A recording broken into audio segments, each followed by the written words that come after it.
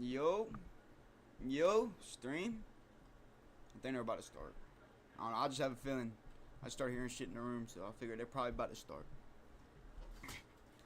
I guess we're about to see what happens, bro. What if he just fucking tricks us right now, bro? Fucking pulls the wool from under our feet. I don't see it happen now, cause he already pulled out of Arizona and some other places. What's up, Luna? What's up, girl? What you doing, girl? You want some rubbing, don't you? You want some rub? You want some rubbing, though? I don't even know what you want. Just keep looking at me. Just keep looking at me, don't you?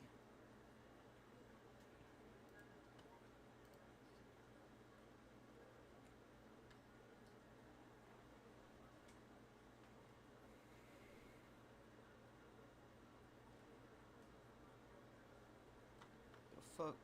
This shit open for? What the fuck is that? I guess fucking not. I guess they not fucking here.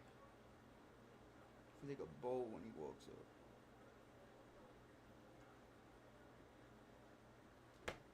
When they acknowledge him.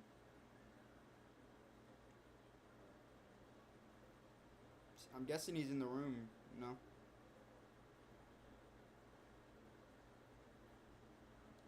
RFK's making a huge announcement today, 20 seconds. Motherfucker, it's right now, bro. What do you mean today? Literally about to happen. We're counting fucking down. It's time.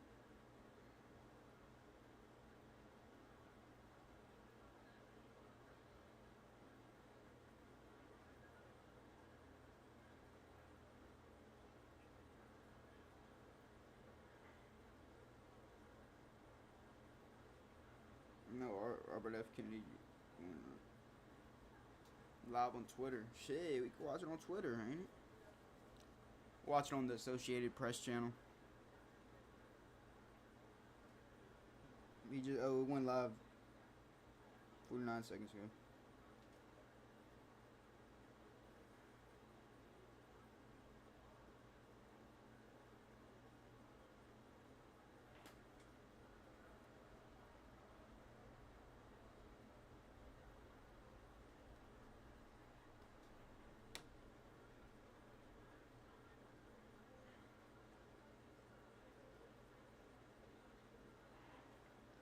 How long y'all give him?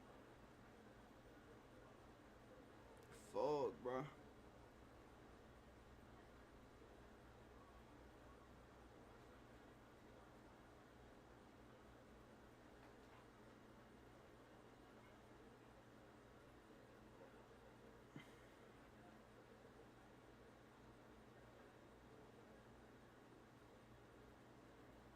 Watching on YouTube, but motherfuckers got it on Twitter too.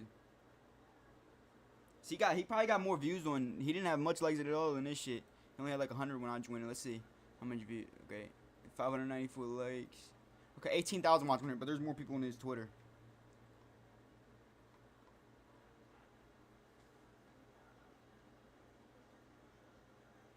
I figured this shit'll probably cut in on the fucking Twitter once he's about to start. Oh no, 50K there now, and I love on fucking Twitter.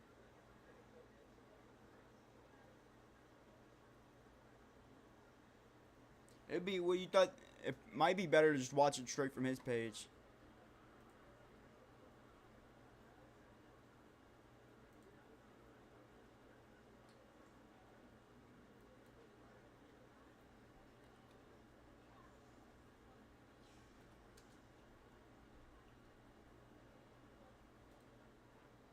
What a fucking live at? No, no,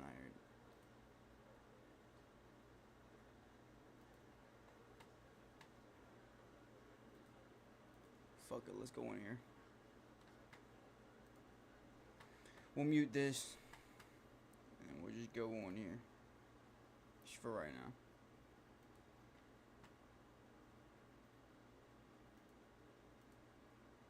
Associated Press. Okay.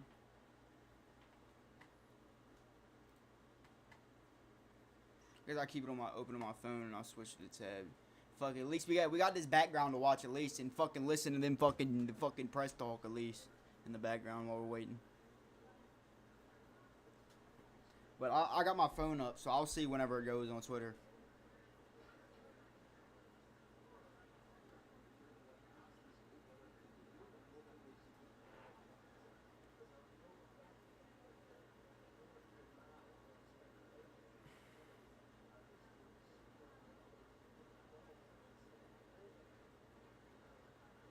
Bro, Harris, I thought Beyonce was. I figured we just didn't see the video because motherfuckers were expecting it. Bro, she lied about Beyonce being there, bro. Like, what the fuck? Last night, what the fuck did you need to lie about that? Why? Why did you need to lie about that? No reason at all.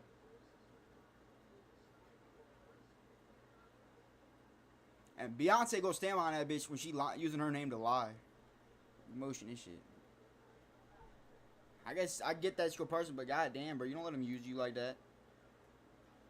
It's a fucking politician. Let's see if I got anything right.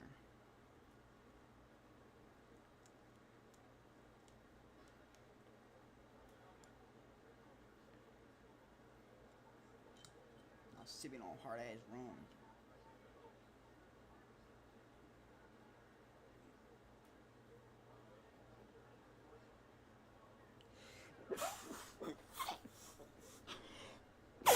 Oh shit. Oh shit, dog.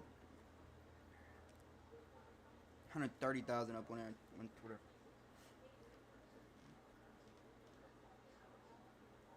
Put this shit right here. Let's see why I'm attempting to burn this.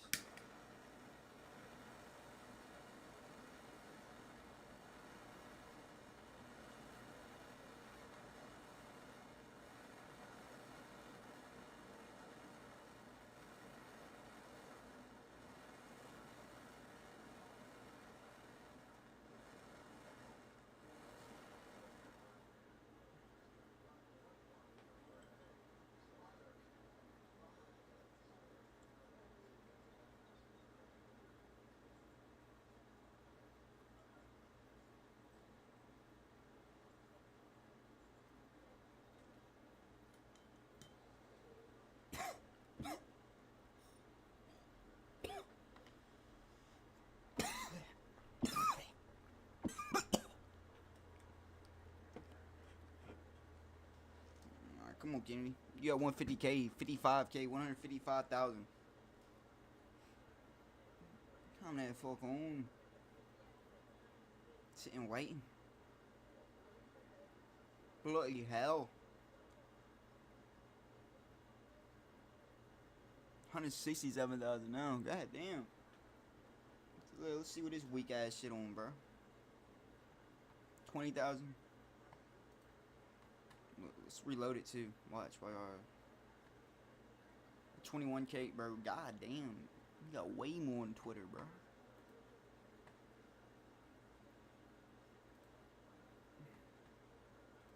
How much? How much? Oh, 167,000? Okay, so it's still the same, right?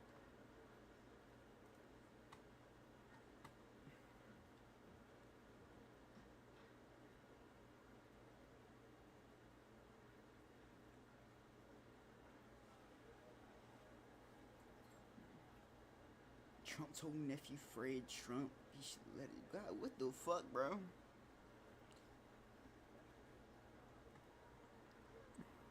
Fucking Trump, fucking Donald. What the fuck are you doing, Donald? Donald, what the fuck are you doing? Donald, what the fuck are you doing? The fuck, bro? The fuck, bro? 91K. Come on, RFK. Wait, man.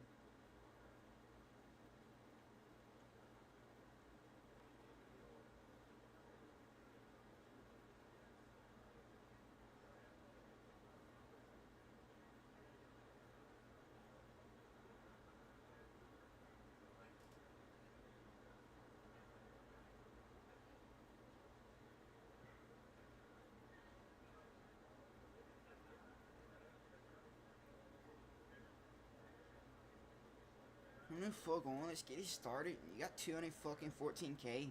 Got 214K watching this on fucking Twitter. Not at 22,000 on fucking YouTube. Let's go.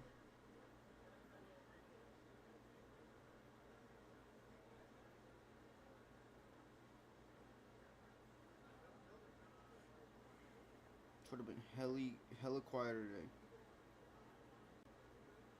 230, bro. Oh hell, bro.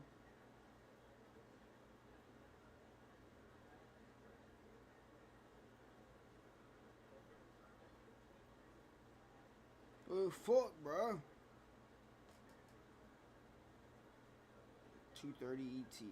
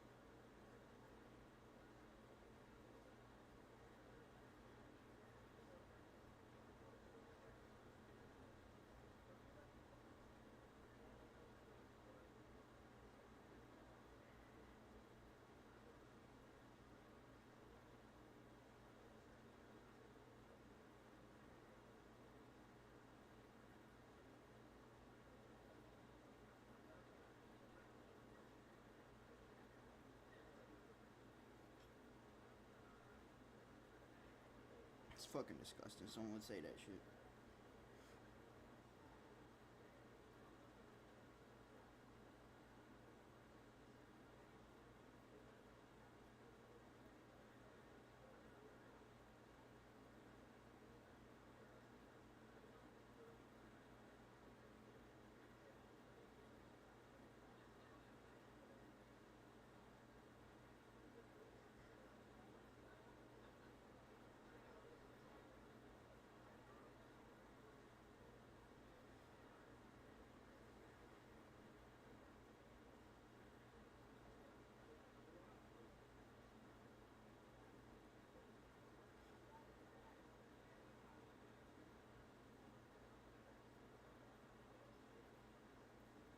$2K gameplay got leaked.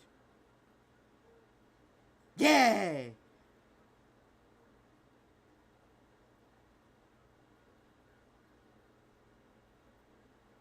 Oh, it's Luka's team versus Dragic's team tomorrow. Okay. Doncic and Jokic are together, bro. That's gonna be sick.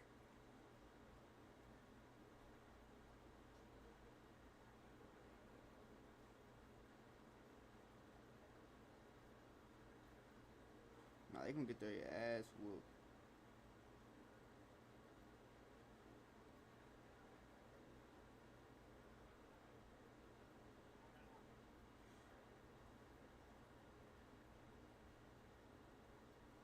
Yeah, they gonna whoop their ass. I ain't gonna lie, them old ass motherfuckers. Luka and fucking Jokic are gonna have to play on 10% for them motherfuckers for it to be fair, bro.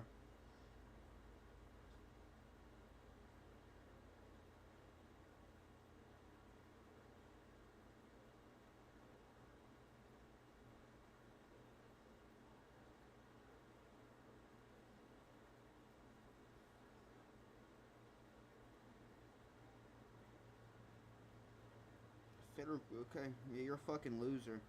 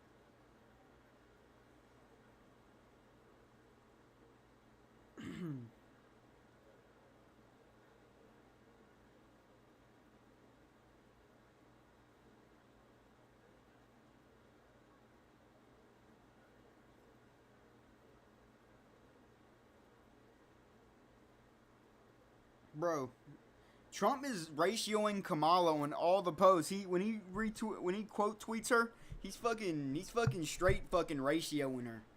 Two or three times. Two or three times over.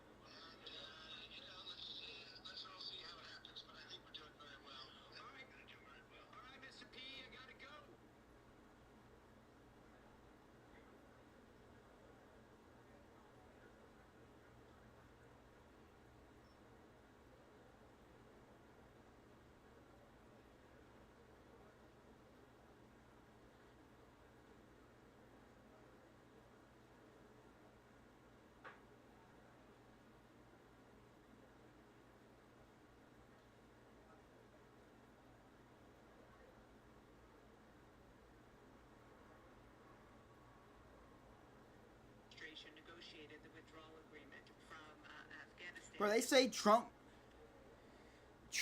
got the withdrawal agreement set up for Ukraine. Yeah, no fucking shit, because he was gonna fucking withdraw them. And how many months, over a fucking year, there's been no deaths on American soldiers and motherfuckers. Obviously, they had that shit set up if they had nobody dying down there in the fucking first place. You know what I'm saying? Obviously, Biden didn't know how to fucking do it. And also, did you know? Osama bin Laden said when he was attempting to assassinate Barack Hussein Obama, what's his name? Fucking before he got killed, fucking Osama bin Laden. That motherfucker was saying leave Biden alive, cause you know when if a president dies, the vice president becomes president. He said leave him alive because he knows he's not ready to be a president. He knows if he go in office, the United States will go in a crisis. That's what he said. He told his Islamic terrorists, he told them don't follow or fuck with Joe Biden shit, because if Barack goes down, they don't think he's ready. They don't think they don't think he was good for them, for America as a president. He thought they were good for them. I'm saying this shit's true.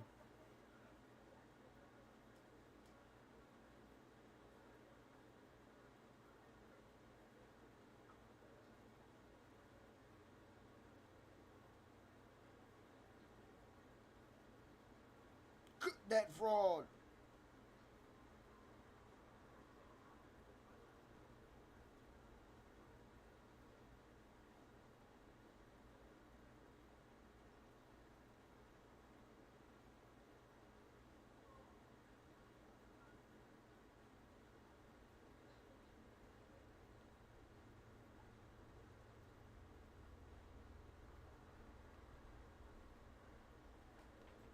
Yeah, like, man, maybe you did have a plan, but maybe the plan wasn't for fucking you. Like they went to the borders. Even they said the border patrol said that they told them what the repercussions and what the consequences would be if they did this shit to the borders, and what if they reversed shit. And they even gave them like their own, how they could do it their own way and try to. These motherfuckers still would train, bro. They don't operate the same way. They wouldn't operate the same way even if you fucking told them how to. Bro, they hate Trump so much. They do stuff. It's crazy. They do stuff because he did it, or they won't do stuff because he did that shit, and they'll act like it's bad after that. When really, bro, it's not fucking bad, bro. It's not fucking bad. I know Barack's done some, a number of the same fucking things, or been in the same type situations. And Barack would have done the same fucking thing. And Barack would have. That's the truth.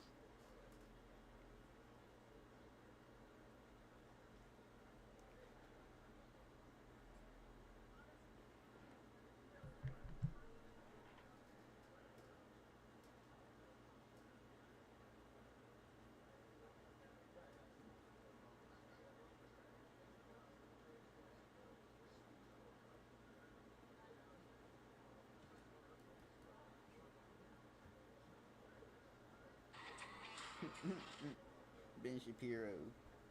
Good lord.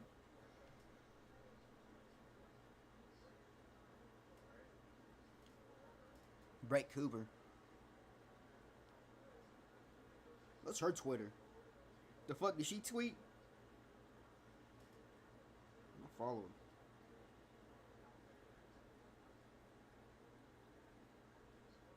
her. She's at the Daily Wire. When the fuck did she join the Daily Wire? Oh shit, I see what the fuck she be doing.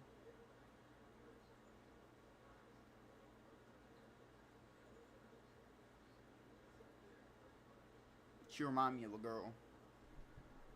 Well, I'm not gonna say it. Hey everybody, we're just gonna do one more final audio check just to make sure you can still get it, because we had some new press people join us. So we can just do one more thumbs up. Everybody's doing good. Looking over here, I know someone over here was needed in. Beautiful lady, beautiful lady. Talking about fucking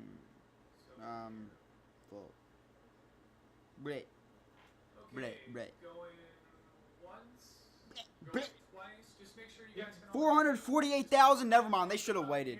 Holy fuck! They almost got 500K up in this bitch now on Twitter. What the fuck? I thought it was gonna go down and wait until they went back up.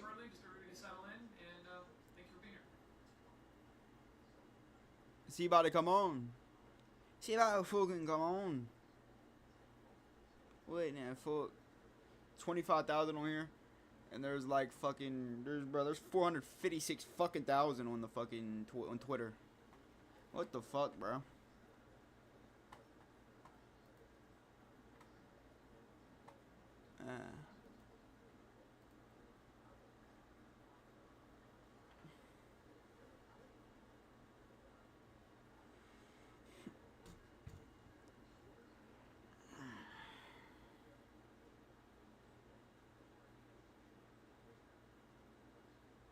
That motherfucker better be there as soon as the motherfucking minute 2:38.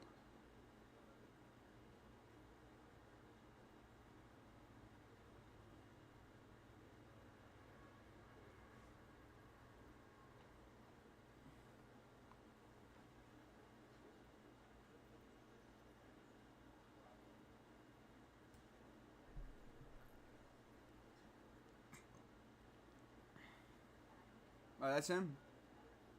I don't know what. He gotta turn on his fucking Twitter live. If he's about to walk up, he needs to turn on his Twitter. He's still in that fucking screen.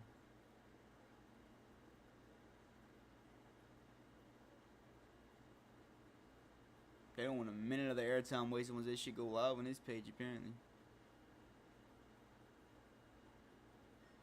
You want to straight start with him walking out of that bitch, apparently.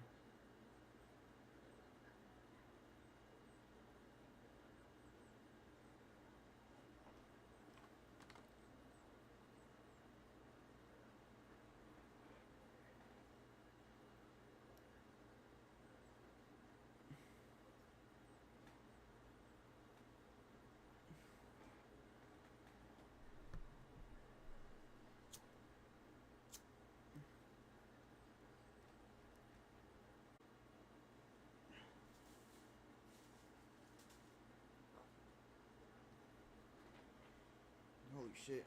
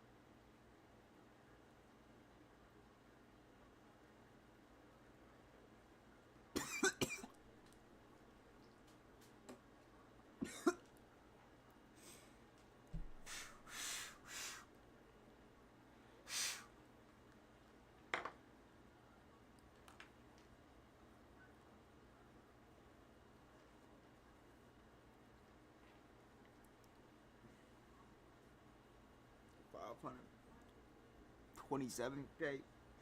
Is that some motherfuckers that pressed up? Holy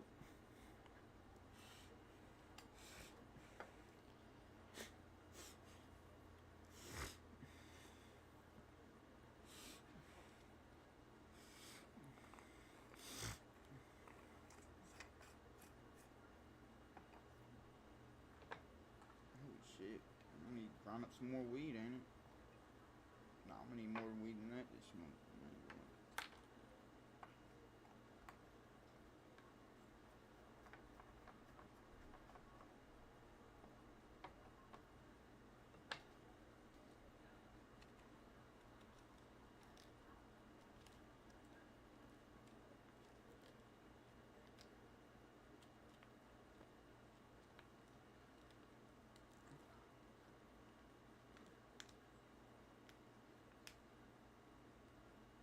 Come on, bro.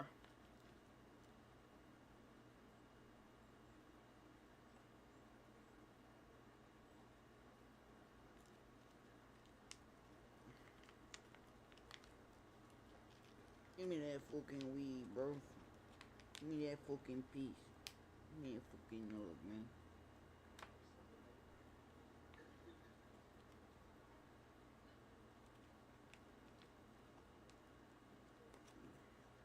So, I guess you all heard. Good lord.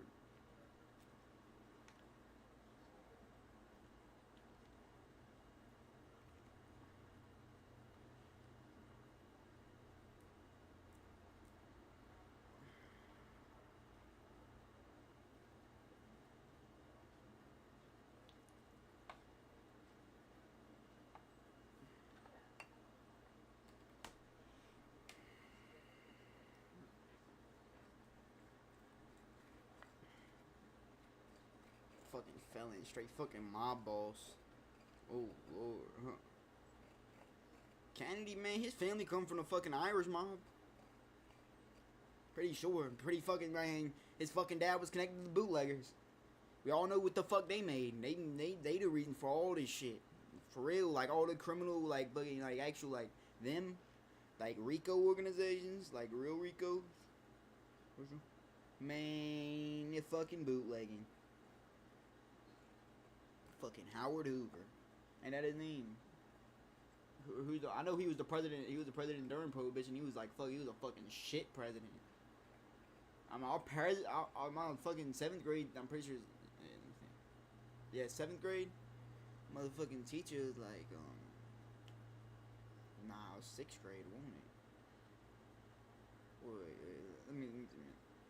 My science class in 7th grade. No, wait, let me remember what my 6th grade was. No, okay, no.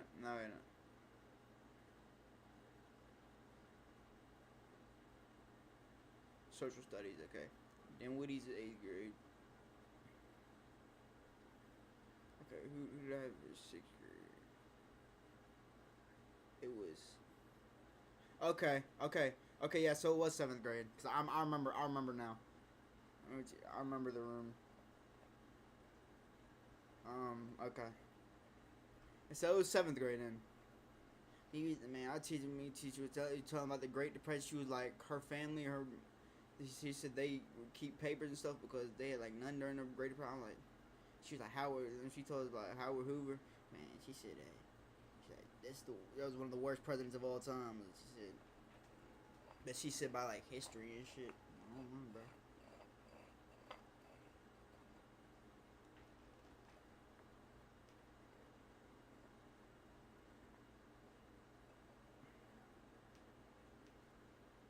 Bro, where the fuck are you, bro? Come on.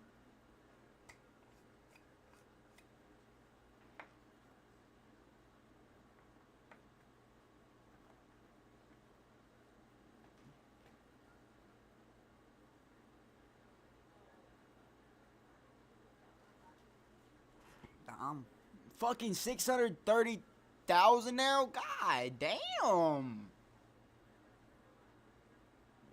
You pushing Trump numbers. No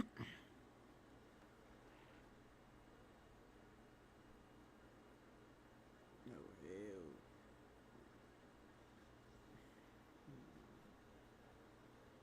You fuck with Trump, your views be looking like that pretty often, my friend. Good lord.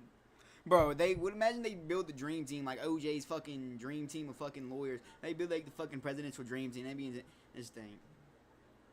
Trump, RFK, Elon, and fucking Vivek. You feel me? Bro, let's start. That's a fucking dream team. I ain't gonna lie. They're known motherfuckers like around the country. I heard of Vivek in like 2022. I thought he was like a fucking, I ain't gonna lie, I thought he was low-key a liberal or some shit. I ain't gonna lie. It's just the kind of vibes you're getting how he talk. But nah, you feel me? He can talk to anyone for real. For real. 663,000. What you saying, lady? Final sound check? One more sound check? Okay, nah, she didn't even say nothing. Kennedy Democrat for her. What the fuck type of shit is that, bro?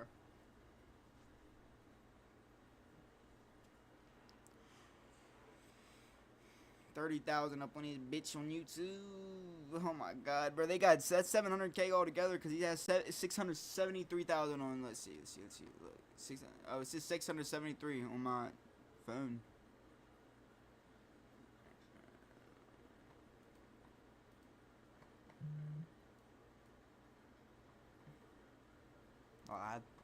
Wow, what the fuck are you?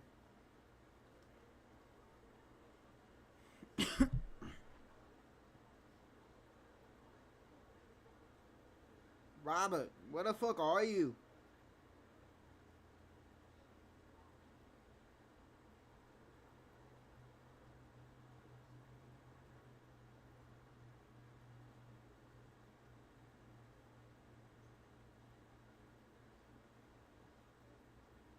A liberal.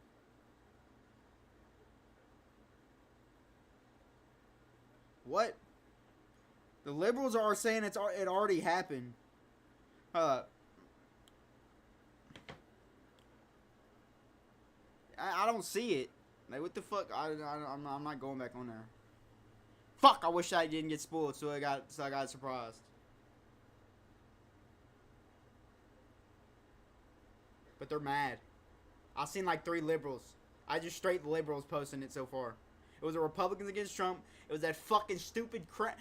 Bro, why the fuck do they pop up on my shit every day? Like, y'all seen when I put up my fucking Twitter, that's literally the fucking tweets that were up. Like, bro. Them motherfuckers, bro. They ran polls of Kamala versus Trump, bro. I think went on that shit.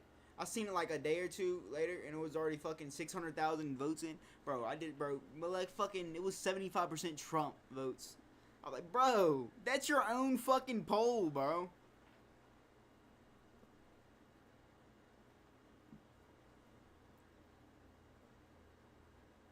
Did I miss it?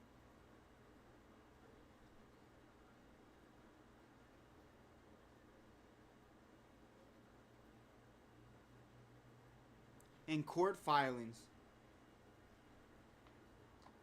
Ah. Fucking.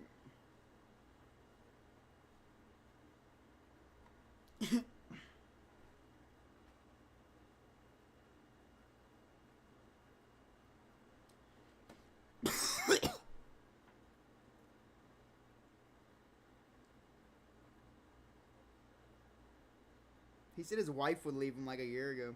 I guess not. I hope she would now, because she shouldn't. She can't be mad at him, because they fucking taking him to court and shit.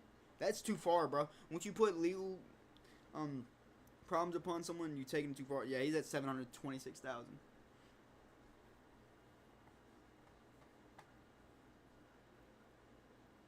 He's got to come up here, bro.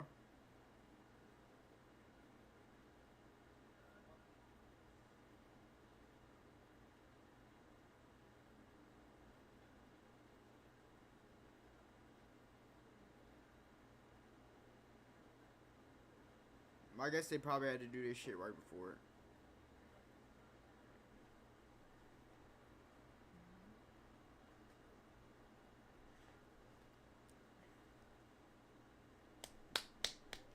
Bro, there's so many people watching this, though.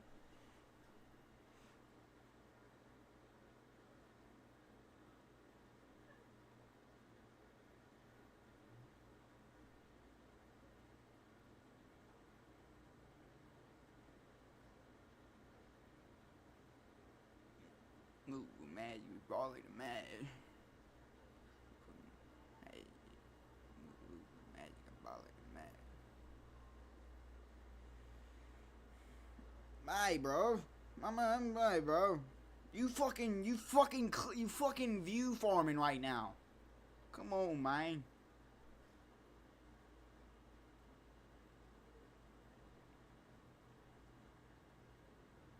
Independence for Trump. Ah! Independence for Trump. Oh shit, that's a real organization right there, bro. Independence for Trump. That's a real organization.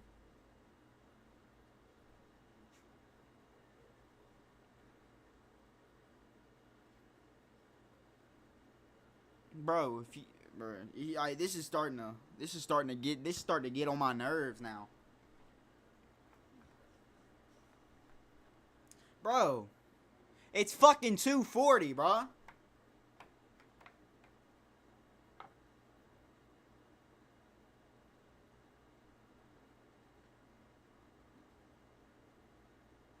Thought it was gonna be a trick, but nah, it looks like it's official now. I thought him like, bro, he's trying to make it go through fucking Trump's speech time, and he's gonna pull some shit. Nah, he's not.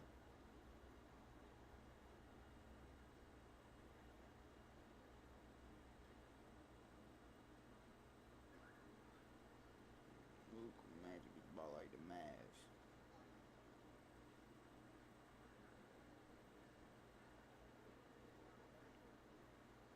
This shit is bullshit, bro. I'm not even gonna lie.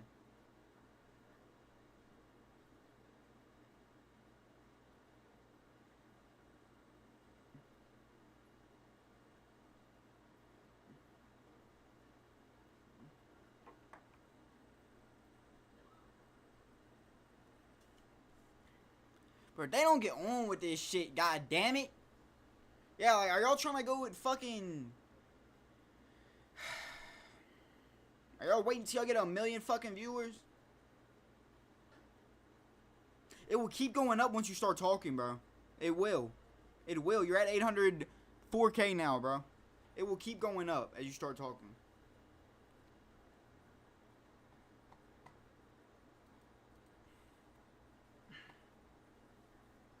Let's see. Yeah, 32,000 is still okay. 804,000 is still.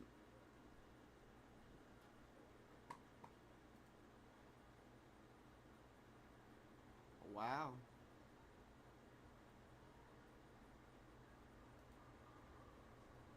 Well, y'all were gonna fucking spoil it for me anyway, you fucking assholes. What the fuck, bro?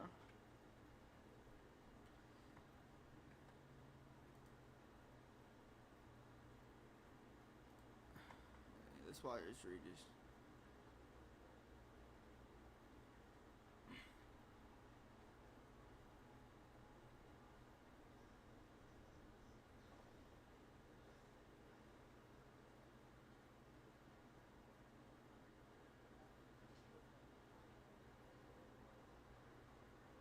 I think they're gonna be there tonight. I think he's gonna be there tonight. Oh, bro, please just start. Please start, bro.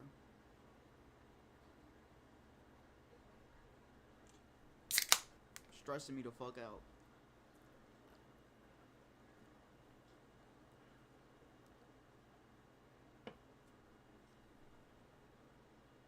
Pennsylvania.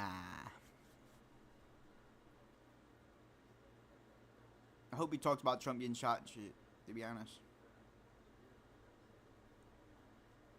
Because no one else really will, bro. That has, like, a bigger... That actually can, like... You feel me?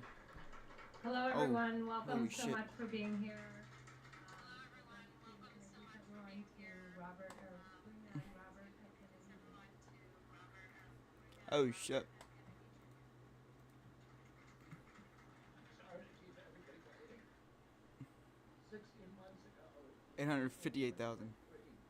I launched my campaign for President of the United States. I began this journey as a Democrat, the party of my father, my uncle, a party which I pledged my own allegiance to long before I was old enough to vote. I attended my first Democratic convention at the age of 6 in 1960. And back then, the Democrats were the champions of the Constitution, of civil rights. The Democrats stood against authoritarianism, against censorship, against colonialism, imperialism, and unjust wars. We were the party of labor, of the working class. The Democrats were the party of government transparency and the champion of the environment. Our party was the bulwark against big money interests and corporate power. True to its name, it was the party of democracy. As you know, I left that party in October because it had departed so dramatically from the core values that I grew up with. Might drop some tears. It had become the party of war, censorship, corruption, big pharma, big tech, big ag, and big money. When it abandoned democracy by canceling the primary to conceal the cognitive decline of the sitting president, I left the party to run as an independent. The mainstream of American politics and journalism derided my decision. Conventional wisdom said that it would be impossible even to get on the ballot as an independent because each state poses an insurmountable tangle of arbitrary rules for collecting signatures. I would need over 1 million signatures, something no presidential candidate in history had ever achieved. And then I'd need a team of attorneys and millions of dollars to handle all the legal challenges from the DNC. The naysayers told us This should open people's eyes the fuck up, bro. Impossible. So the first thing I want to tell you is that People won't listen because it's Trump with legal problems. He has more legal cases than Trump. Mainstream media organs. Not as bad, but it's more. We inspired a massive independent political movement. More than 100,000 volunteers sprang into action, hopeful that they could reverse our nation's decline. Many worked 10-hour days, sometimes in blizzards and blazing heat. They sacrificed family time, personal commitments, and sleep month after month, energized by a shared vision of a nation healed of its divisions. They set up tables at churches and farmers' markets. They canvassed door to door. In Utah and in New Hampshire, volunteers collected signatures in snowstorms, convincing each supporter to stop in the frigid cold, take off their gloves, and to sign legibly. During a heat wave in Nevada, I met a tall, athletic volunteer who cheerfully told me that he had lost 25 pounds collecting signatures in 117-degree heat. To finance this effort, young Americans donated their lunch money, and senior citizens gave up part of their Social Security checks. Our 50-state organization collected those millions of signatures and more. No presidential campaign in American political history has ever done that. And so I want to thank all of those dedicated volunteers and congratulate the campaign staff who coordinated this enormous logistical feat. Your accomplishments were regarded as impossible. You carried me up that glass mountain. You pulled off a miracle. You achieved what all the pundits said could never be done. You have my deepest gratitude, and I'm never going to forget that.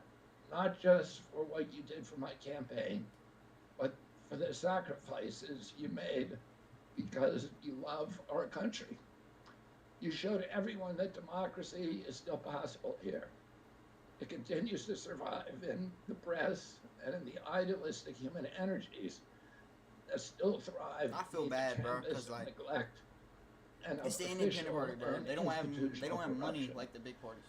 Today, I'm here to tell you that I will not allow your efforts to go to waste.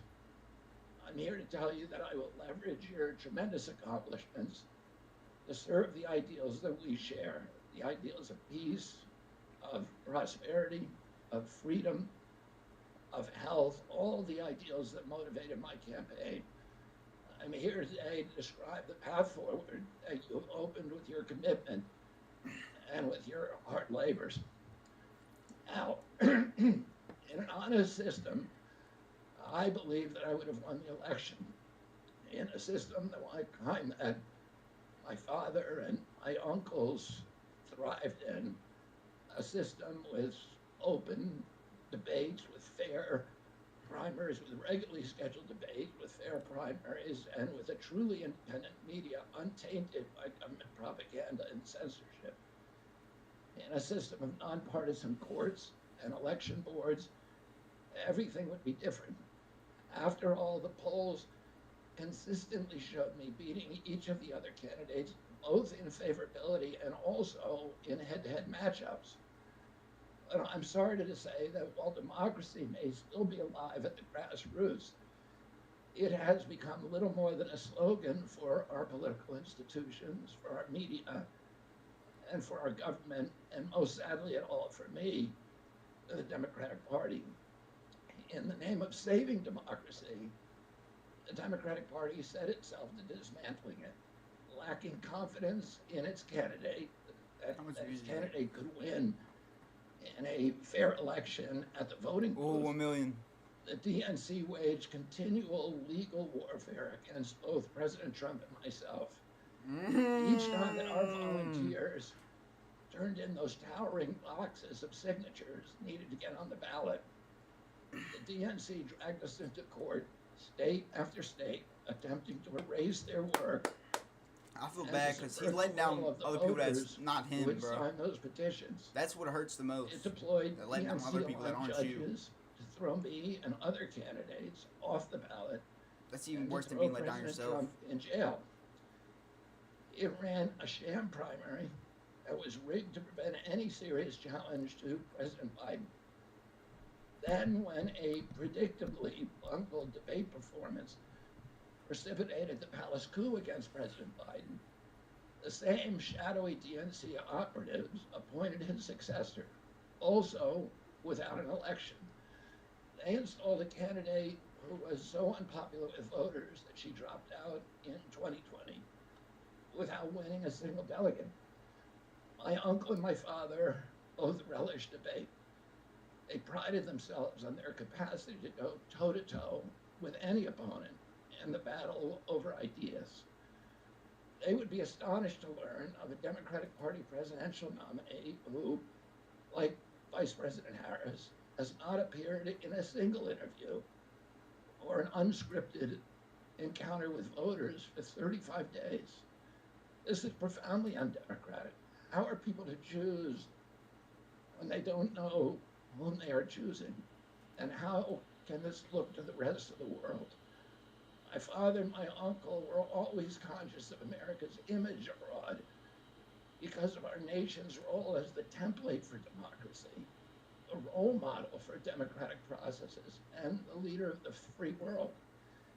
Instead of showing us her substance and character, the DNC and its media organs engineered a surge of popularity for Vice President Harris based upon, nothing. No policy. Yeah, it was based upon nothing. It really was. Debates, only smoke and mirrors and balloons in a highly produced Chicago circus. There, In Chicago, a string of Democratic speakers mentioned Donald Trump 147 times just on the first day. Who needs a policy when you have Trump to hate? In contrast, at the RNC convention, President Biden was mentioned only twice in 4 days. I do interviews every day. Many of you have interviewed me. Anybody who asks gets to interview. And one of the times Some Trump. days I do as many as 10. Oh shit. President Trump, who actually was nominated and won an election, also does interviews daily. How did the Democratic Party choose a candidate that has never done an interview or debate during the entire election cycle? We know the answers. They did it by weaponizing the government agencies. They did it by abandoning democracy. He said it better than They did it Trump. by I'm not even suing gonna the lie. opposition, and He's by a politician. disenfranchising American voters. Fuck, he is a What politician. most alarms me is Yeah. how the Democratic Party conducts its internal affairs or runs its candidates. What alarms me Well, is my the grandpa would resort think to about this shit, bro. censorship and media control, He was a Democrat, but and like, the bro, I don't weaponization of the know how the federal fuck you agencies. believe a lot of this shit. When a U.S. president colludes Recently, with at or least. outright coerces media They think companies he's to doing it to an censor actual political Democrat. speech, it's an He attack passed away on in the most October. sacred right of Right free when all this started, expression, really. and that's the very right upon which all of our other constitutional rights rest. President Biden mocked Vladimir Putin's 88% landslide in the Russian elections, observing that Putin and his party controlled the Russian press and that Putin prevented serious opponents from appearing on the ballot. But here in America, the DNC also prevented opponents from appearing on the ballot. And our television networks expose themselves as Democratic Party organs. Over the course of more than a year, in a campaign where my poll numbers reached at times in the high 20s, the DNC aligned mainstream media networks maintain a near perfect embargo on interviews with me. During his 10-month presidential campaign in 1992, Ross Perot gave 34 interviews on mainstream networks. In contrast, during the 16 months since I declared, ABC, NBC, CBS, MSNBC, and CNN combined gave only 2 live interviews from me. Those networks instead ran a continuous deluge of hit pieces with inaccurate, often vile, pejoratives and defamatory smears. Some of those same networks and colluded with the DNC to keep me off the debate stage. Representatives of those networks are in this room right now, and I'll He's just cooking take a them moment live. to ask you to consider Holy shit. the many ways that your institutions have abdicated this really sacred responsibility, duty of a free He's giving press people a reason to to actually safeguard vote for democracy, Trump. to Like, he's challenge giving always people the a party real in power. reason. Instead of maintaining that posture of fear, skepticism toward authority, your institutions have made themselves government mouthpieces and stenographers for the organs of power. You didn't alone cause the devolution of American democracy, but you could have prevented it. The Democratic Party's censorship of social media was even more of a naked exercise of executive power. This week, a federal judge, Terry Doty, upheld my injunction against President Biden. You're saying all this bad shit about calling the RFK? White House's censorship project. Okay, just wait, all this "the shit most that they're egregious saying, violation of the and all this First shit that he, Amendment in like, the history of the okay, United States of like, America." what he says is gonna go big. Doty's previous 155-page decision details how just 37 hours after he took the oath of office, swearing to uphold the Constitution, President Biden and his White House opened up a portal and then invited the CIA, the FBI, CISA, which is a censorship agency, it's the center of the censorship industrial complex, DHS, the IRS, and other agencies to censor me and other political dissidents on social media.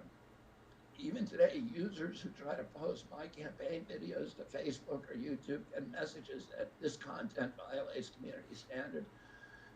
2 days after Judge Doty rendered his decision this week, Facebook was still attaching warning labels to an online petition calling on ABC to include me in the upcoming debate. They said that violates community standards, their community standards. The mainstream media was once the guardian of the First Amendment and democratic principles, and it's joined this systemic attack on democracy. It also, the media justifies their censorship on the grounds of combating misinformation, but governments and oppressors don't censor lies. They don't fear lies.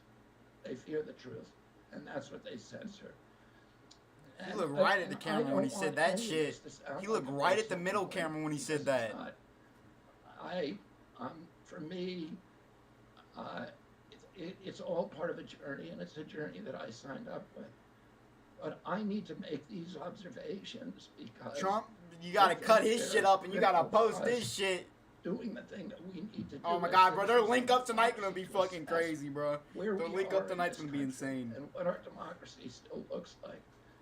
And the assumptions about U.S. leadership around the globe. And are we living up? Are we really still a role model for democracy in this country? Or have we made it, a kind of a joke? Here's wow. Wow. MSNBC, bro, they're talking and they got the audio low. They're talking over the shit. Among young voters and independent voters, thanks to the alternative media. That's insane. Many That's months fucking ago, crazy. I promised the American people that I would withdraw from the race if I became a spoiler. A spoiler is someone who will alter the outcome of the election but has no chance of winning. In my heart, I no longer believe that I have a realistic path to electoral victory in the face of this relentless, systematic censorship and media control. So I cannot in good conscience ask my staff and volunteers to keep working their long hours or ask my donors to keep giving when I cannot honestly tell them that I have a real path to the White House. Furthermore, our polling consistently showed that by staying on the ballot in the battleground states, I would likely hand the election over to the Democrats with whom I disagree on the most existential issues: censorship, war, and chronic disease. So I want everyone to know that I am not terminating my campaign.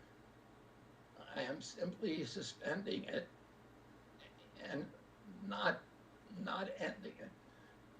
My name Suspending it? My name will remain on the ballot in most states. If you live in a blue state, you can vote for me without harming or helping President Trump or Vice President Harris. In red states, the same will apply. I encourage you to vote for me. And if enough of you do vote for me, and neither of the major party candidates win 270 votes, which is quite possible. He did that shit. Today, our polling shows them tying at 269 to 269. And I could conceivably still end up in the White House in a contingent election. But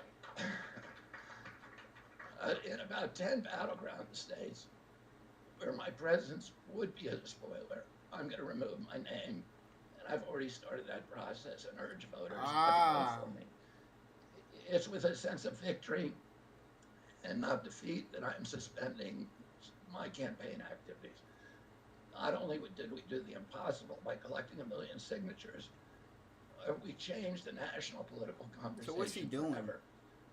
Chronic disease, free speech, government corruption, breaking our addiction to war have moved to the center of politics. I can say to all who have worked so hard in the last year and a half, thank you for a job well done. 3 great causes drove me to enter this race in the first place, primarily. The And these are the battleground principal states. causes that persuaded me to leave the Democratic Party and run as an independent. And now, to throw my support to President Trump, the causes were free speech, a war in Ukraine, and the war on our children. I've already described some of my personal experiences. Okay, so he is endorsing Trump, but with the government's censorship what the fuck? complex. I want to say a word about the Ukraine war. The military-industrial complex has provided us with a familiar comic book justification like they do on every war, that this one is a noble effort to stop a supervillain, Vladimir Putin, from invading the Ukraine and then to thwart his Hitler-like march across Europe. So in battleground states, he's endorsing Trump, is the way I'm getting it? Struggle initiated by the ambitions of the U.S. neocons for American global hegemony. I'm not excusing Putin for invading Ukraine. He had other options. But the war is Russia's predictable response to the reckless neocon project of extending NATO to encircle Russia, a hostile act. The credulous media rarely explain to Americans that we unilaterally walked away from two. Bro, he is explaining this shit amazingly, bro. With Russia, and then put nuclear-ready Aegis missile systems in Romania and Poland. This is a hostile act. Why and that the Biden White House repeatedly spurned Russia's offer to settle this war peacefully. The Ukraine war began in 2014 when U.S. agencies overthrew the democratically elected government of Ukraine and installed a hand-picked pro-Western government that launched a deadly civil war against ethnic Russians in Ukraine. In 2019, America walked away from a peace treaty, the Minsk Agreement, that had been negotiated between Russia and Ukraine by European nations. And then in April of 2022, we wanted the war. In April of 2022, President Biden sent Boris Johnson to Ukraine to force President Zelensky to tear up a peace agreement that he and the Russians had already signed, and the Russians were withdrawing troops from Kiev and Donbass and Lugansk. And that peace agreement would have brought peace to the region and would have allowed Donbass and Lugansk to remain part of Ukraine. President Biden stated that month that his objective in the war was regime change in Russia. His defense secretary, Lloyd Austin, simultaneously explained that America's purpose in the war was to Putin's been in there so long, like, fucking doing something to him would start a fucking global war, bro. I'm not even gonna lie. I feel that's probably what would happen. With what they were telling Americans about protecting Ukraine's sovereignty. Ukraine is a victim in this war, and it's a victim of the West. Since then, of Russia and both Russia and the West.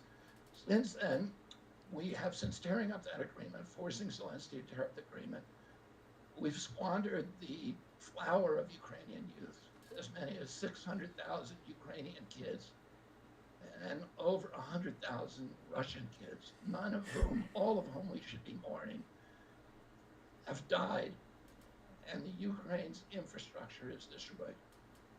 The war has been a disaster for our country as well. We squandered nearly $200 billion already, and these are badly needed dollars in our communities, suffering communities all over our country. The Nord Stream pipeline sabotage and the sanctions have destroyed Europe's industrial base, which formed the bulwark of U.S. national security. A strong Germany with a strong industry is a much, much stronger deterrent to Russia, and a Germany that is deindustrialized and turned into just an extension of U.S. military base. We've pushed Russia into a disastrous alliance with China and Iran. We're closer to the brink of nuclear exchange than at any time since 1962. And the neocons in the White House don't seem to care at all.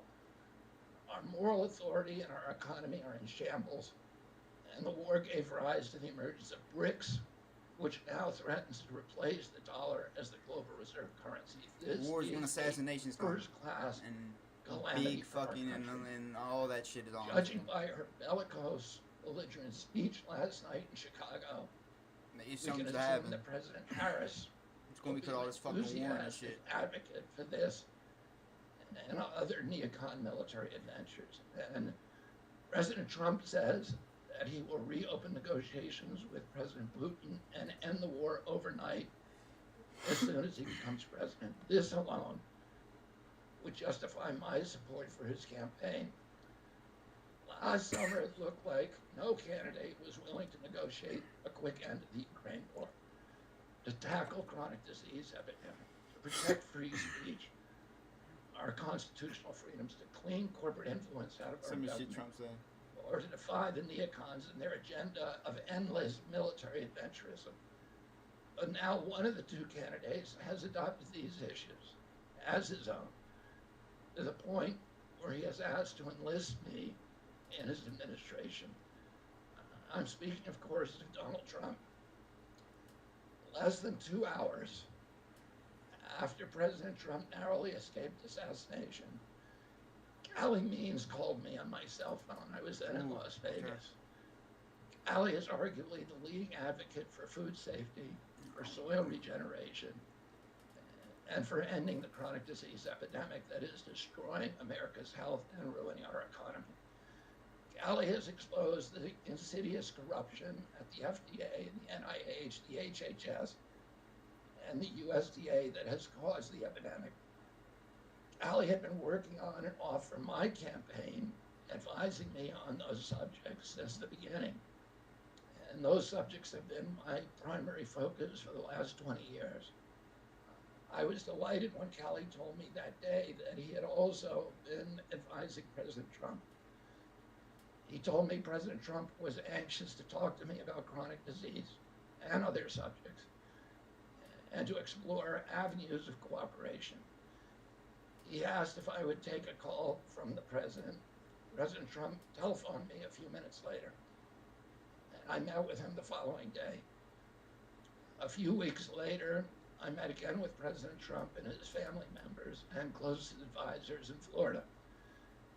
In a series of long, intense discussions, I was surprised to discover that we are aligned on many key issues. In those meetings, he suggested that we join forces as a unity party. We talked about Abraham Lincoln's Team of Brothers.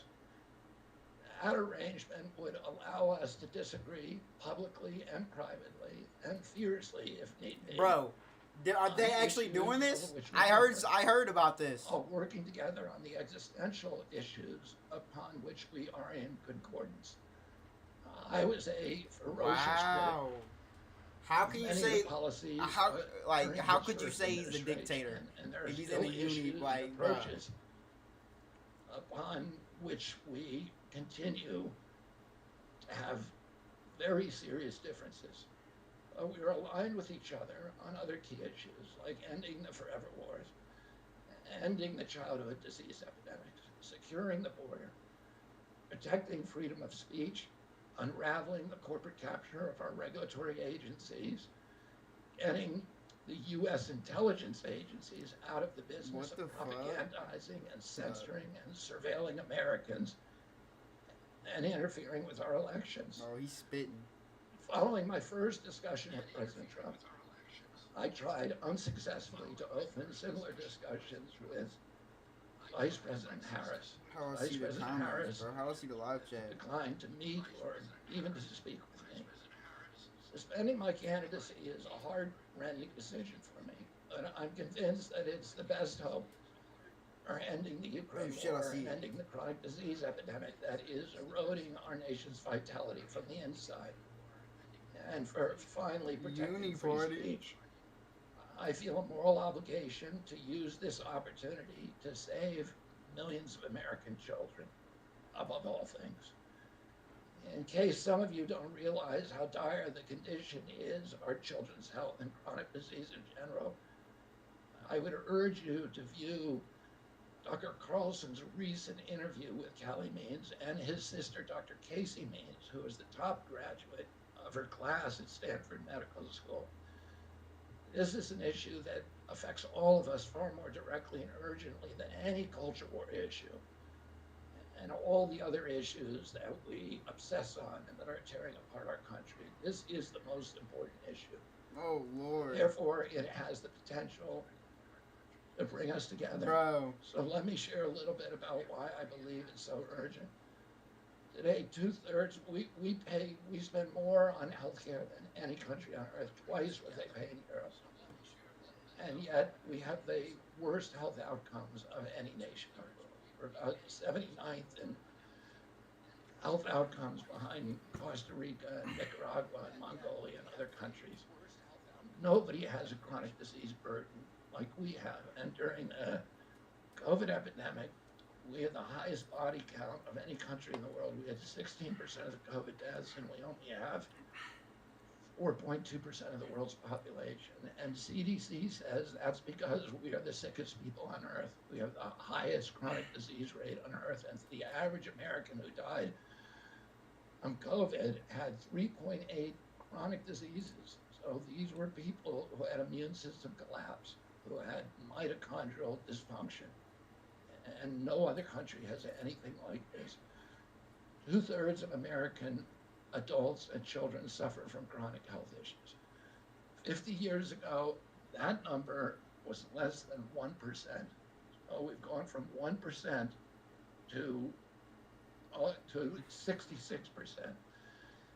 In America, 74% of Americans are now overweight or obese, and 50% of our children. 120 years ago, when somebody was obese, they were sent to the circus. There were case reports done about them. Obesity was almost unknown. In Japan, the childhood obesity rate is 3% compared to 50% here. Half of Americans have pre-diabetes or type 2 diabetes. When my uncle was president, I was a boy, juvenile diabetes was effectively non-existent. A typical pediatrician would see one case of diabetes during his entire career, a 40 or 50-year career. Today, 1 out of every 3 kids who walks through his office door is diabetic or pre-diabetic, and the mitochondrial disorder that caused CNN turned off the fucking speech too, bro. Alzheimer's, which is now classified as diabetes, and it's costing this country more than our military budget every year. There's been an explosion of neurological illnesses that I never saw as a kid: ADD, ADHD, speech delay, language delay, Tourette's syndrome, narcolepsy, ASD, Asperger's, autism. In the year 2000, the autism rate was 1 in 1,500. Now, autism rates in kids are 1 in 36, according to CDC nationally. Nobody's talking about this. 1 in every 22 kids in California has autism. And this is a crisis that 77% of our kids are too disabled to serve in the United States military. What is happening to our country? And why isn't this in the headlines every single day? There's nobody else in the world that is experiencing this. This is only happening in America. That's true. About 18%, and by the way, there has been no change in diagnosis, which the industry sometimes like to say. There has been no change in screening. This is a change in incidence. In my generation, 70-year-old men, the autism rates are about 1 in 10,000. In my kids' generation, 1 in 34. I'll repeat, in California, 1 in 22. Why are we letting this happen? Bro, this is like this to happen to our children. These are the most precious assets that we have in this country. might be, bro. How can we let this happen to them? About 18% of American teens now have fatty liver disease. That's like 1 out of every 5. That disease, when I was a kid, only affected late-stage alcoholics who were elderly. Cancer rates are skyrocketing in the young and the old. Young adult cancers are up 79%. 1 in 4 American women is on antidepressant medication. 40% of teens have a mental health diagnosis. and 15% of high schoolers are on Adderall, and 500,000 children on Holy SSRIs. shit. So what's causing this suffering?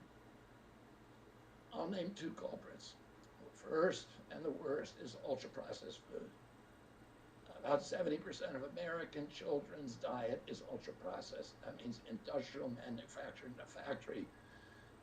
These foods consist primarily of processed sugar, ultra-processed grains, and seed oils. Laboratory scientists who many of whom formerly worked for the cigarette industry, which purchased all the big food companies in the 1970s and 80s, deployed thousands of scientists to figure out chemicals, new chemicals, to make the food more addictive. And these ingredients didn't exist 100 years ago. Humans aren't biologically adapted to eat them. Hundreds of these chemicals are now banned in Europe, but ubiquitous in American processed foods. The second culprit is toxic chemicals in our food, our medicine, and our environment. Pesticides, food additives, pharmaceutical drugs, and toxic waste permeate every cell of our bodies. Wow. The assault on our children's cells and hormones is unrelenting. To name just one problem, many of these chemicals increase estrogen because young children are ingesting so many of these hormone disruptors. They can't turn it off.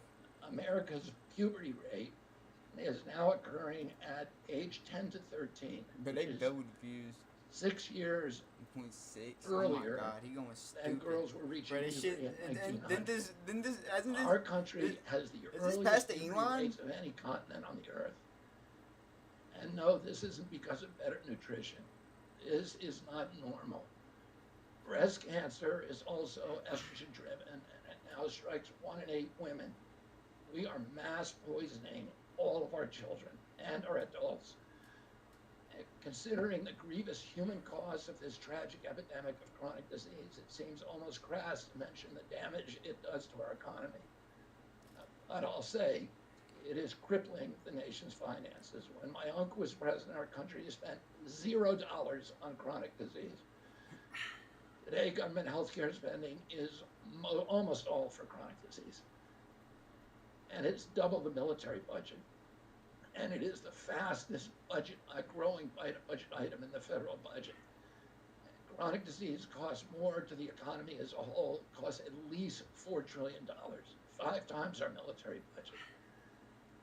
And that's a 20% drag on everything we do and everything we aspire to. Poor and minority communities suffer disproportionately. People who worry about DEI or about bigotry of any kind, this dwarfs anything. We are poisoning the poor. We are systematically poisoning minorities across this country. Industry lobbyists have made sure that most of the food stamp lunch program, about 70% of food stamps and about 70 or 77% of school lunches are processed foods. There's no vegetables. There's nothing that you would want to eat. We are just poisoning the poor citizens, and that's why they have the highest chronic disease burden of anybody, any demographic in our country, and the highest in the world. The same food industry lobbied to make sure that nearly all agricultural subsidies go to commodity crops that are the feedstock of processed food industry. These policies are destroying small farms, and they're destroying our soils. We give about, I think, 8 times as much in subsidies to tobacco than we do to fruits and vegetables. It makes no sense. We want a healthy country. The good news is that we can change all this. We can change it very, very quickly. America can get healthy again. To do that, we need to do 3 things. First, we need to root out the corruption in our health agencies. Second, we need to change incentives in our healthcare system. And third, we need to inspire Americans to get healthy again. 80% of NIH grants go to people who have conflicts of interest. These are the people virtually everybody who sits in Joe Biden just appointed a new panel to NIH to decide the food recommendations. And they're all people who are from the industry. They're all people who are from the processed food companies. They're deciding what Americans, hear is healthy. And the recommendations on the food pyramid and what goes through our school lunch programs, what go to the program, the Swiss program, the food stamp programs. They're all corrupted and conflicted individuals. These agencies, the FDA, USDA, and CDC, all of them are controlled by giant for-profit corporations. 75% of the FDA's funding doesn't come from taxpayer, it comes from pharma. And pharma executives and consultants and lobbyists cycle in and out of these agencies with President Trump's backing. I'm going to change that. We're going to staff these agencies with honest scientists and doctors who are free from industry funding. We're going to make sure the decisions of consumers, doctors, and patients are informed by unbiased science. A sick child is the best thing for the pharmaceutical industry. When American children or adults get sick with a chronic condition, they're put on medication for their entire life. Imagine what will happen when Medicare starts paying for Ozempic, which costs $1,500 a month, and it's being recommended for children as young as 6, all for a condition, obesity, that is completely preventable and barely even existed 100 years ago. And 74% of Americans are obese. The cost, if all of them took their Ozempic prescription, is $3 trillion a year. This is a drug that is made by Novo Nordisk, the biggest company in Europe. It's a Danish company, and the Danish government does not recommend it. It recommends change in diet to treat obesity and exercise. And in our country, the recommendation now is for Ozempic to children at age 6. Novo Nordisk, the biggest company in Europe, and virtually its entire value is based upon its projections of what it's going to sell, the Ozempic it's going to sell to America.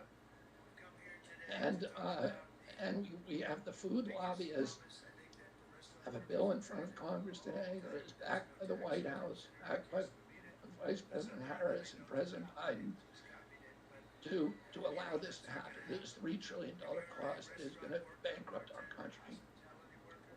For a fraction of that amount, we could buy organic food for every American family, 3 meals a day, and eliminate diabetes altogether.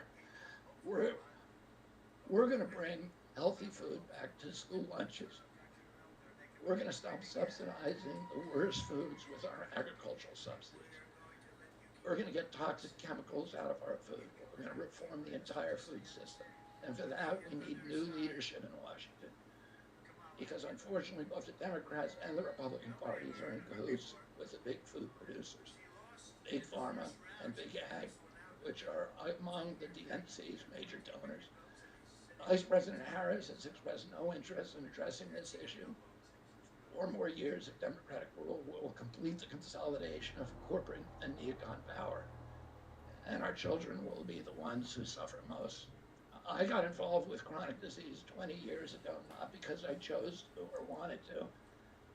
It was essentially thrust upon me. It was an issue that should have been central to the environmental movement. I was a central leader at that time, but it was widely ignored by all the institutions, including the NGOs, who should have been protecting our kids against toxins. It was an orphaned issue, and I had a weakness for orphans. I watched. Man, imagine you can't beat a dude so kids, bad in the fucking 7 election. kids myself. You gotta do social fucking experiments to attempt to win, bro. And I watched these sick kids. Literal social experiments. In that generation, almost all of them are damaged. And nobody in power seemed to care or to even notice. For 19 years, I prayed every morning that God would put me in a position to end this calamity. The chronic disease crisis was one of the primary reasons for my running for president, along with ending censorship in the Ukraine war. It's the reason I've made the heart-wrenching decision to suspend my campaign and to support President Trump. This decision is agonizing for me because of the difficulties it causes my wife and my children and my friends, but certainty that this is what I've meant to do. And that certainty gives me internal peace, even in storms. If I'm given the chance to fix the chronic disease crisis and reform our food production, I promise that within 2 years, we will watch chronic disease burden lift dramatically. We will make Americans healthy again. Within 4 years, America will be a healthy country. We will be stronger, more resilient, more optimistic, and happier. I won't fail in doing this. Ultimately, the future, however it happens, is in God's hands, and in the hands of the American voters and those of President Trump. If President Trump is elected and honors his word, the vast burden of chronic disease that now demoralizes and bankrupts the country will disappear. This is a spiritual journey for me. I reached my decision through deep prayer, through hard-nosed logic, and I asked myself, what choices must I make to maximize my chances to save America's children and restore national health? I felt that if I refused this opportunity, I would not be able to look myself in the mirror, knowing that I could have saved lives of countless children and reversed this country's chronic disease epidemic. I'm 70 years old. I may have a decade to be effective. I can't imagine that President Harris would allow me or anyone to solve these dire problems. After 8 years of President Harris, any opportunity for me to fix the problem will be out of my reach forever. President Trump has told me that he wants this to be his legacy. I'm choosing to believe that this time he will follow through. His son, his biggest donors, his closest friends, and all support this objective. My joining the Trump campaign will be a difficult sacrifice for my wife and children, but worthwhile if there's even a small chance of He's joining the saving Trump these kids. campaign. Ultimately, the only thing that will save our country and our children is if we choose to love our kids more than we hate each other. That's why I launched my campaign to unify America. My dad and uncle made such an enduring mark on the character of our nation, not so much because of any particular policies that they promoted, but because they were able to inspire profound love for our country and to fortify our sense of ourselves. I think Trump knows it's funny to play with motherfuckers that you disagree with, but you know you can still trust them if you disagree with them, type shit. Trump know that shit's better, bro.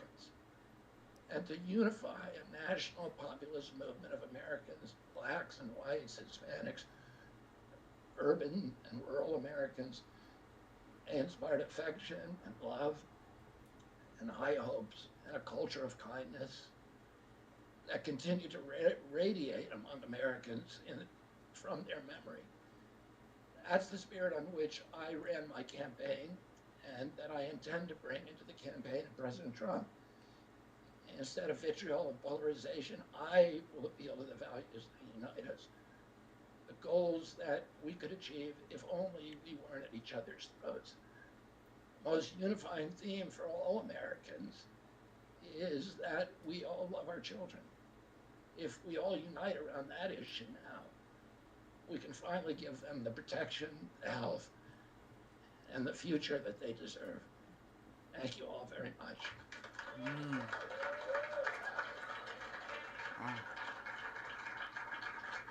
What's he at? 1.8. He almost hit 2M. Holy shit, dog.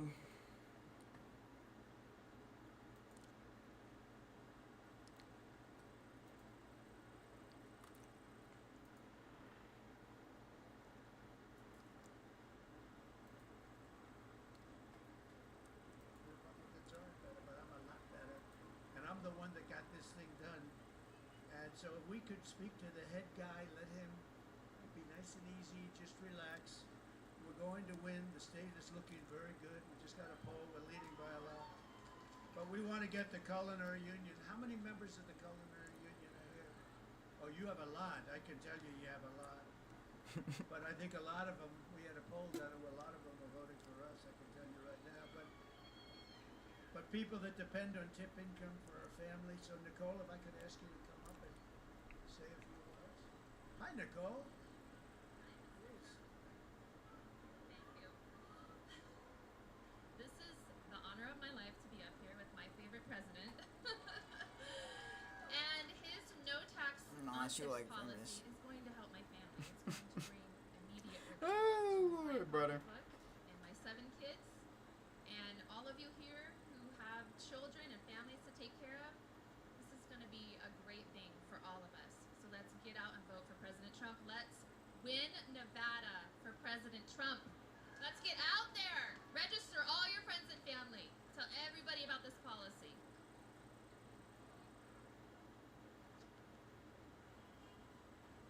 That's great. Thank you very much, Nicole. Thank you. I bet she does a Good great job Lord. too. I bet you do a great job. Do you have any doubt about Nicole? I don't think so, right? You love it, right? You love doing it? That's good. I can see it. Thank you very much. We're also have a little bit of a special announcement. Our host Javier began in the restaurant business as a dishwasher. Worked his way up to being a chef. Oh, his wife Now he posted owns an entire posted a, family of Mexican restaurants in posting Las his Vegas support. and Las Vegas. How many? How many restaurants? How many? 5. This guy's got a lot of cash. That's fantastic. It's a great story. We love the Hispanic people, and the Hispanic people love us. He was just saying. He's not a big fan of what's happening on the other side. They'll destroy our country. We'll end up in a depression like in 1929 if they get in. Last Oh, month, Joe Biden stopped that. oh, bro. RFK already posted this. I mean, RFK posted CNN. It's like nothing was- And when they cut his wasn't too shit, exciting when he walked wait, in. did he post I didn't know where the hell MSNBC? it was. What kind of a restaurant? Is this Italian? Is this a French restaurant? Looks like a French one. We have to focus on her because he's gonzo, so we'll focus on her. She's terrible. She's worse than he is. By the way, he's the worst president in the history of the United States. Jimmy Carter is very happy because he is considered to be a brilliant president by comparison. He's a very happy man, and she's considered to be the worst vice president in history. I don't know who the hell did that. If they do polls, Trump and they leading do odds back up studies, 3% she's considered to be falling. the worst RFK vice Jr. president speech. in Wow. history. 6 weeks ago, they were laughing at her. She was a joke, and now she got the nomination. She didn't get any votes, but she got the nomination. Explain that one. But I understand that Javier has something he would like to say about that, and so I'll ask Javi to come up and say a couple of words. Thank you. About the meeting. Thank you for being here, President Donald Trump. Me and my family really appreciate it. You guys give us the opportunity to host this event, so important. And I was telling them earlier before you got here that I came when Ronald Reagan. Look at him when he's listening to people. And you know what? I really need those times. So I need you to please make America great again. Oh, yo! Oh, shit! We will. We will. You got a good sample of My daughter over there, Yes. and she agrees with you 100%. Good. My daughter over there. It's a beautiful She- daughter. She really thinks that you are cute. Oh, I see. She agrees on that. Well, that's a good thing to agree on. That's very nice. Thank you very much. Appreciate it. Great job you're doing. So thank you to Javier, to everybody under my leadership, our Latino American community has prospered like, as you know, and as he knows, prospered like never before. Yeah. And you know, we're winning. We won places. The governor of Texas called me. The last election, we won every border town along the border, and they're almost entirely Hispanic. And we won all of them. We won the votes. First time, they said, since Reconstruction. So I said, when you say Reconstruction, you know, that's a little complicated word in a sense because it means a lot of things to a lot of people. But I said, Bro, why the since fuck Civil is War, Biden since tweeting we're this out doing right Franklin, now? Since the Civil War, that's never happened. And we did it twice. We did it in 16, and we did even better in 20. We actually did much better in 20 than we did in 16, but lots of strange things happen in life, right? But we're doing better now than either of those two. There's more spirit. I mean, you look at outside in the street, how many people are out there, and I only hope they stick around when I leave and they come into your restaurant. You'll never be able to serve them, but just too many people. But you're going to see. But Hispanic American household incomes hit an all-time high under the Trump administration. Hispanic American unemployment rate hit the lowest it's ever hit, lowest ever. Hispanic American poverty rate reached a record low, the lowest number ever. And by the way, it's now inched up very substantially. And yesterday, Javier, they did something that was terrible. It was just found out. They reported that 818,000 jobs were here that weren't. They were fake. They reported fake jobs. And they were going to announce that after November 5th, the most important day in the history of our country, the election. They were going to report it after, but there was a whistleblower, somebody, leaked it.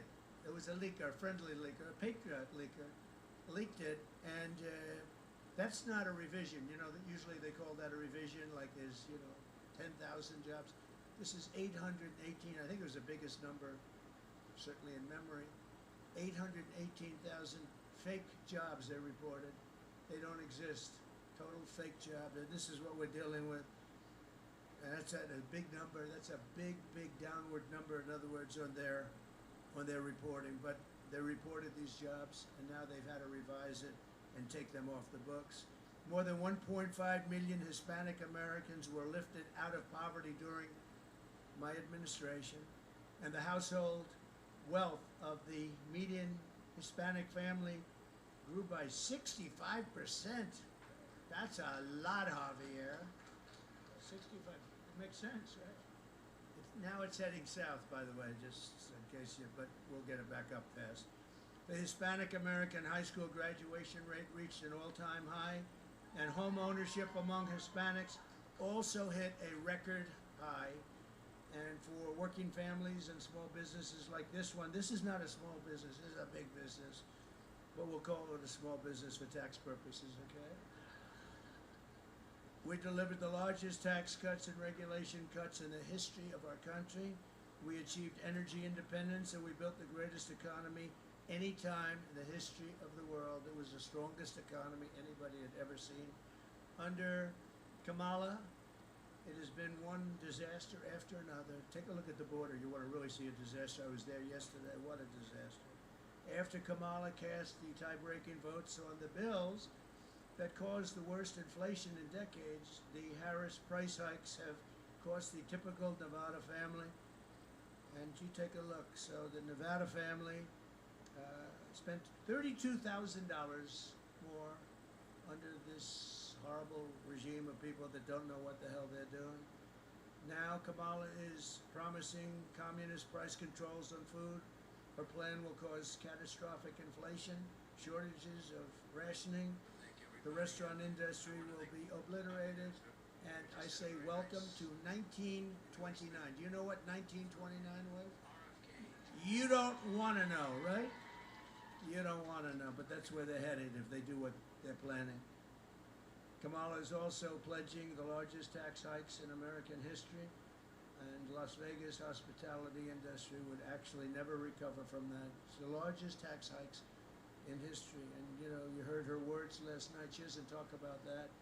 Do you notice they talked, I guess you mentioned the Trump name many, many times, like 19 or 21 or something. She didn't mention the border. She didn't mention inflation. She didn't mention the bad economy. She didn't mention crime.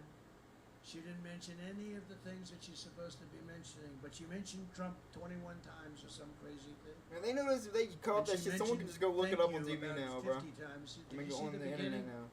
Thank you, thank you, thank you, thank you, thank you, thank you, thank you, thank you, thank you, thank you, thank you, thank you, thank you. I said, what the hell is wrong with her? But then she recovered. She did much better. But she didn't tell anything. She didn't say anything. She talked about her family, how beautiful San Francisco was. I put out a note. I said, well, the word "was" is very important because what the hell happened? Under her, as district attorney, she destroyed San Francisco, and then as the attorney general, she ruined the state of California with her stupid policies. But she was showing her beautiful life in San Francisco, and everybody was joking. That was before she destroyed it. She's supported the idea of a 70 to 80% tax hike. I don't think the man behind me will be happy. You wouldn't mind paying 80% in taxes, would you? What the hell? He says, whatever's good for America, right?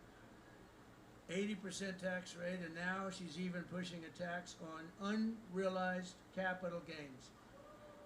In other words, the appraisers are going to make a lot of money, which will soon be applied to small business owners, and you will be forced to sell your restaurant immediately, and the new owner won't do the job, and this restaurant will be closed. But we're not going to let that happen, Javier. We're going to make it bigger, better, stronger, just like the country. So this is really beyond social, because she's a socialist, but she's really a Marxist. A Marxist is a step beyond. Remember how you said at the State of the Union? We will not have socialism in America. We will never be a socialist country. I was right. We skipped over socialism. We're down to communism. Okay. I was right about it, though. I like to be right. This is, thank you. I like that woman. Where are you? I like that. She said, you're always right. But this is beyond socialism. This is the beginning of communism. It really is, and we can't let that happen. You look at Venezuela, you look at some of these countries that we all know so well, and what happened to them can happen to us. It's just a bigger version. That's where we're headed if this group gets elected. But we'll not let Kamala and the group turn America into a communist nation. Not going to let it happen. We can't let it happen. I'll cut taxes, and what we're doing is we're cutting taxes, regulations. We're going to defeat inflation, rapidly bring prices down, and make America affordable again. It's not affordable.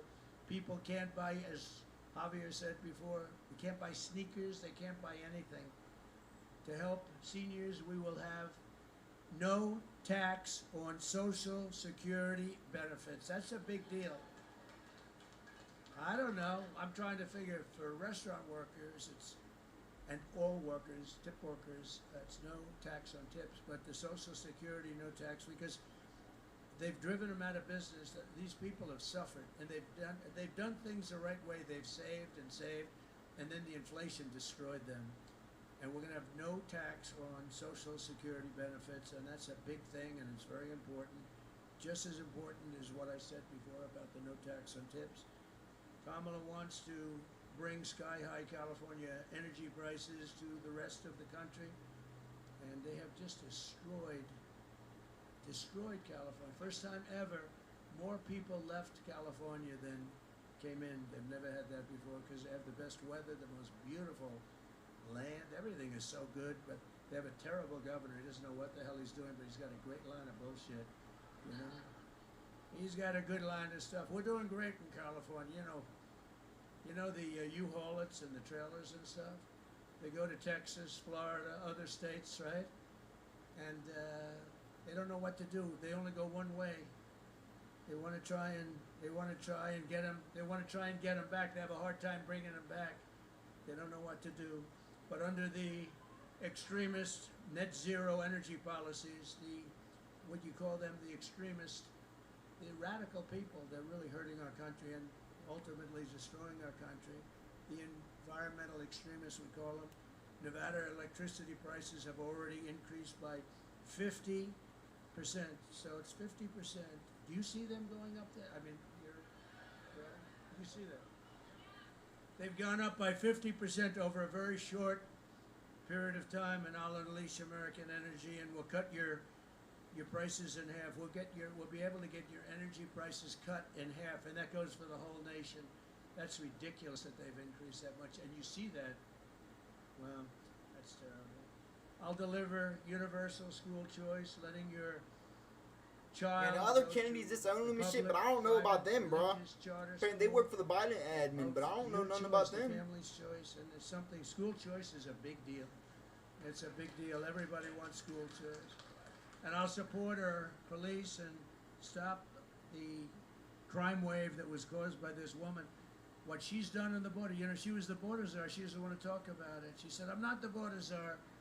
For 4 years, she's the border czar. Now she's not the border czar all of a sudden. You know why? Because people are coming in at levels that nobody's ever seen before. They're coming in by the millions, and they're coming from jails and prisons. They're slightly different meaning. They're coming from mental institutions and insane asylums. They're emptying out so many of their cities of criminals, and they're busing them into the good old USA. They're busing the worst gang members, the worst drug dealers, terrorists, and they're bringing them in and dropping them here. They're saying, if you come back, we're going to kill you. We're going to kill you if you come back, or we'll give you the death penalty, but we're going to kill you if you come back. Or So give you they're the death dropping penalty, but we're gonna criminals. kill you if you come back. They're emptying their Yeah, jails yeah, and I mean, dumping everybody, and these are tough people Death too. penalty is killing And you. they're dumping them into our country. And you take a look at the prison populations all over the world. We're not just talking about South America, all over the world, the Congo and Africa. Many people are coming out of the Congo, and they're coming from jails in the Congo. So their jails are being emptied, the mental institutions are being emptied, and they're all coming to the USA. There'll be customers very shortly of Javier's fine restaurant. What's happening is horrible. It's horrible. And they're destroying our country. And we're going to do the largest deportation in the history of America. We have no choice. We have no choice.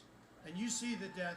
You see the death and destruction they're causing. I was at the border yesterday with some people whose families were just obliterated by these horrible, horrible people that have been allowed to come in. And remember, terrorists are coming in at levels we've never seen before.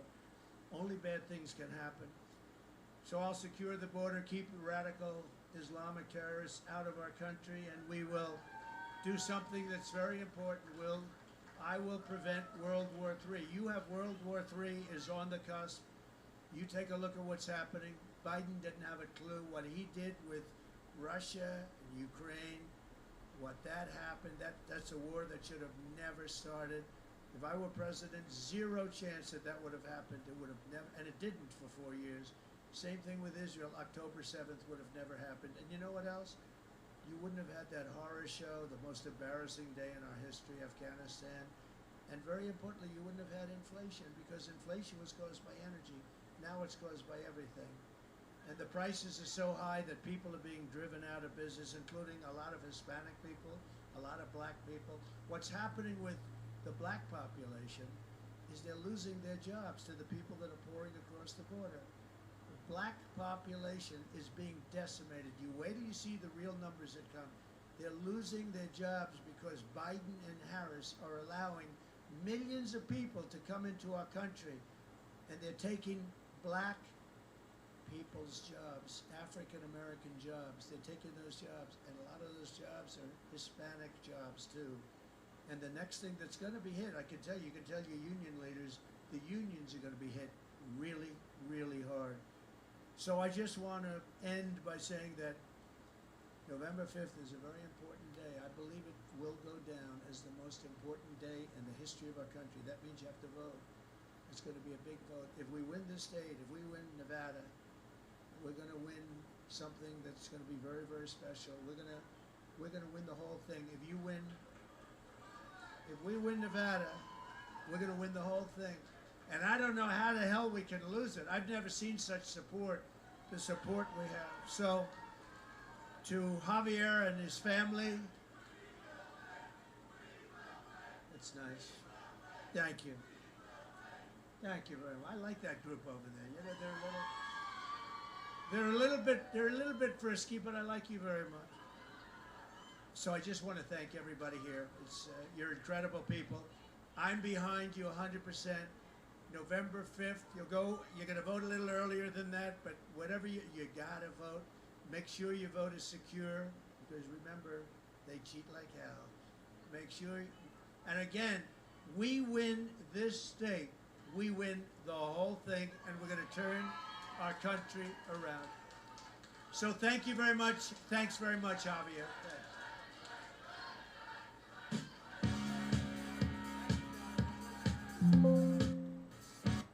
Holy shit. Oh fuck. They ain't doing shit till 7.